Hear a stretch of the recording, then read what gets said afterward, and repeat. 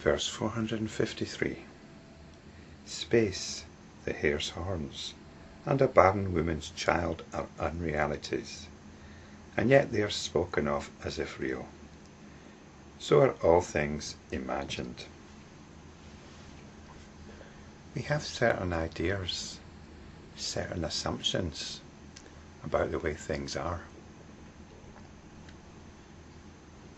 We are limited by these assumptions. We are limited by our ideas. We are limited by our beliefs. And we are limited by the fact that we don't even usually know what they are. We might have some stated beliefs. I might choose this position, this way of thinking, or this viewpoint over that viewpoint, but that's not what we're looking at here.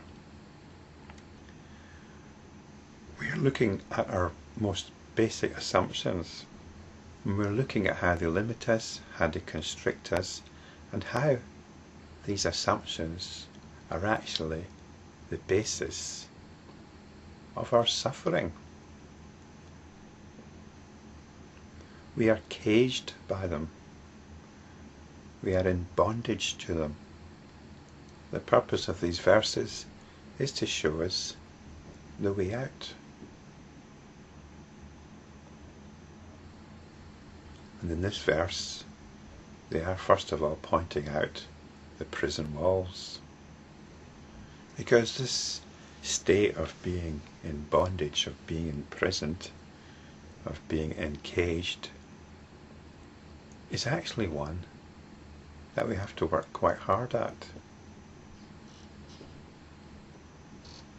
It's as if we have to keep putting the mortar and bricks together and reinforcing the walls.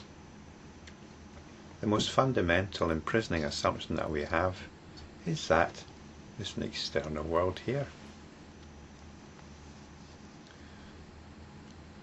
There's an individual here dealing with an external world out there. This defines us. This gives us our operating parameters, and these become our life.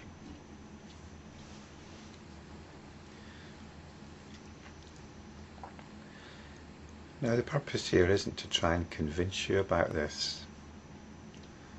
The purpose is to remind you that it's all a drama. It's a drama that we continue playing, the role in the knowledge that it's a drama. It changes how we engage with it. But it's difficult. Sometimes we forget ourselves in the role. So this verse is tempting to remind us of this. It first of all starts talking about space. Space is an unreality. Well, this should be obvious. What is space? Here's space, more space, space. Space is distance. Space is what we move around in. The scientists will tell us, the physicists will tell us that space has got all sorts of interesting properties. It can bend, it can turn in itself. It's got points of infinite energy in it. Whatever. We'll leave them to that. What's our experience of space, though? It's probably not something that we think about much. We talk about living space. That's quite a big one. We could do with more living space. It's not something, though, we've got any kind of personal connection with. And yet, it is at the heart of this assumption that there's an external world out there, because that external world takes up space. So that space is a fundamental assumption that we make in giving reality to the world. But come back to your dreams once again. In your dreams, you're wandering around an external world. Space has been created. And at the end of the dream, we take it all back.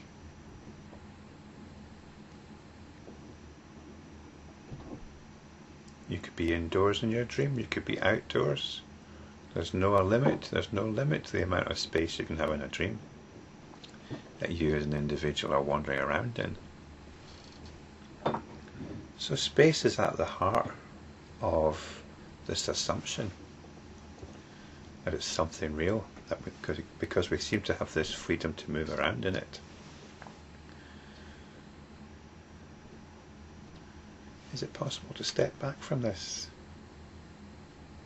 Is it possible to step back from these assumptions that we have about space? Well, we actually do it all the time. We have our inner life, our feelings, the things we enjoy, music, poetry, reading. All that enjoyment's happening here. All the suffering's happening here as well. Our anxieties, our worries. Our reality's actually here, not out there. Out there, or the idea of out there, can act as a trigger.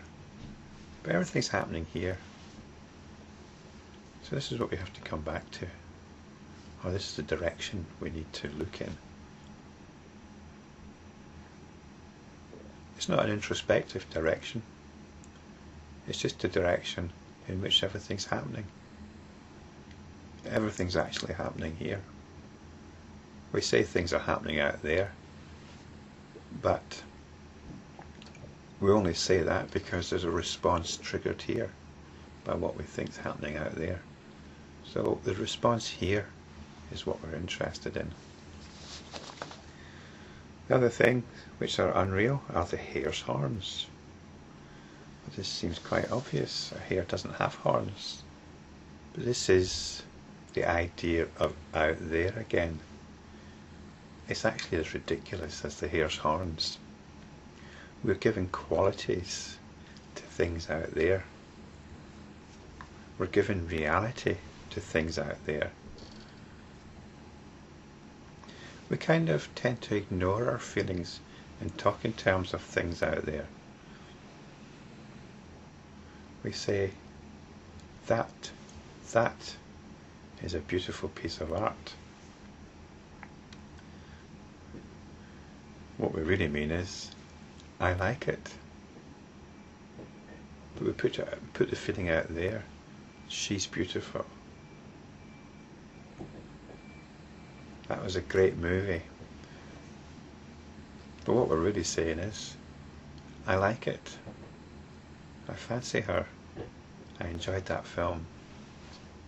That piece of art speaks to me. This is the same thing that's going on in a dream.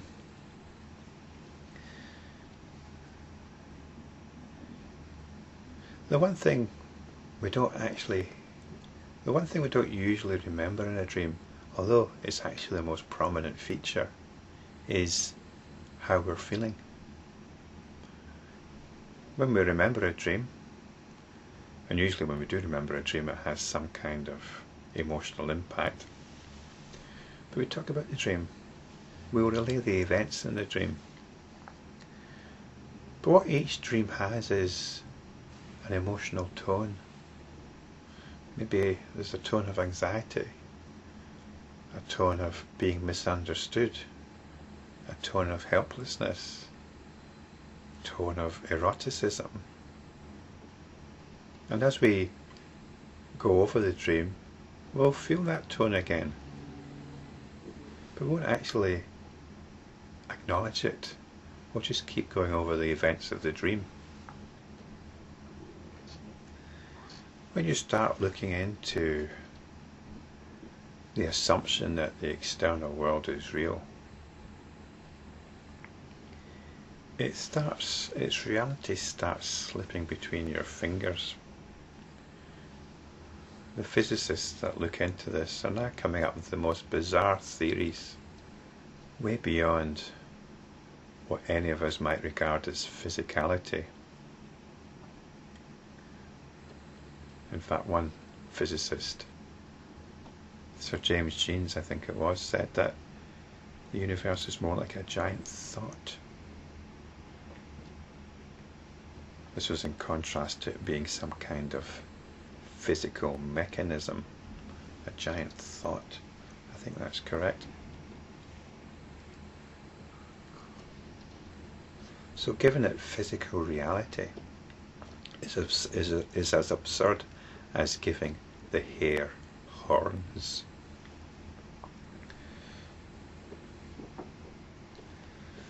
they don't match. The world and physical reality don't match. And we're not just talking from a philosophical point of view, we're talking from our own point of view. We have our concerns. Our concerns are our reality, not some understanding that the world is made up of atoms. So let's come back to that. Let's come back to the tone of our dream, the tone of our reality. The other thing which is unreal is the barren woman's child. We can talk about the barren woman's child, and this is what we do.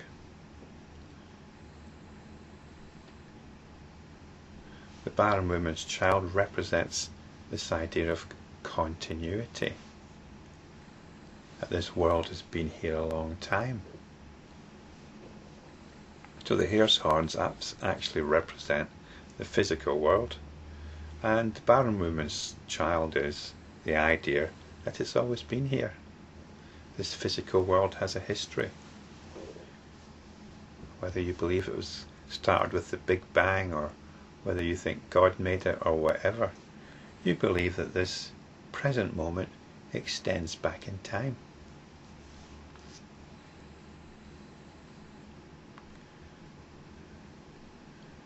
We give this external world some kind of autonomy,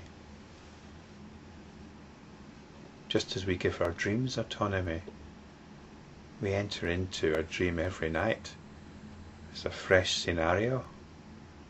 There are people in it, people with history. That world that we enter into in our dream we assume has always been there, and yet it's created in that very moment with its whole history.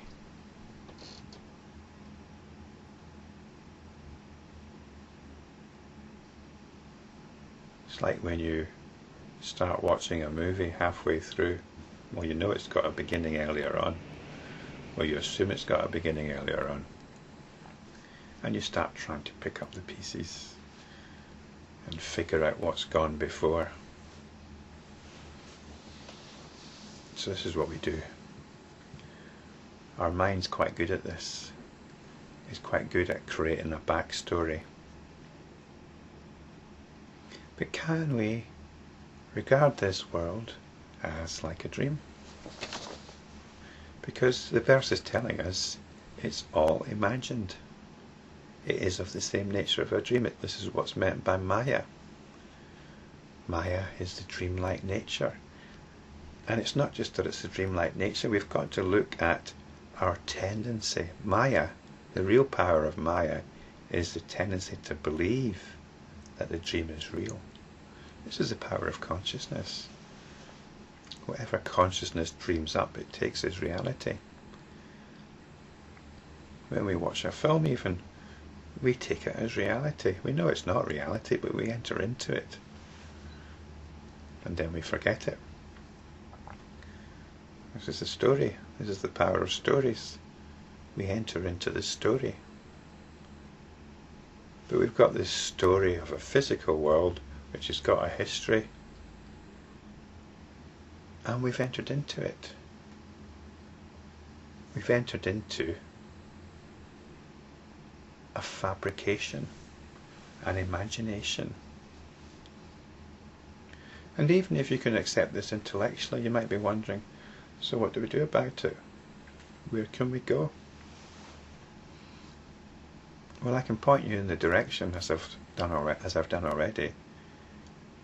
Point to the true reality, or a more real reality is the emotion, the tone, which characterizes you, the tone of your dream, the tone of your imagination, the tone of the drama that you're playing out.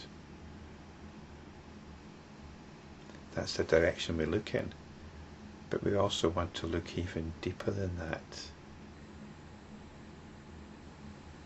into the direction of who is actually experiencing this, or what is experiencing this. And we need to move beyond any idea of who or what is experiencing this.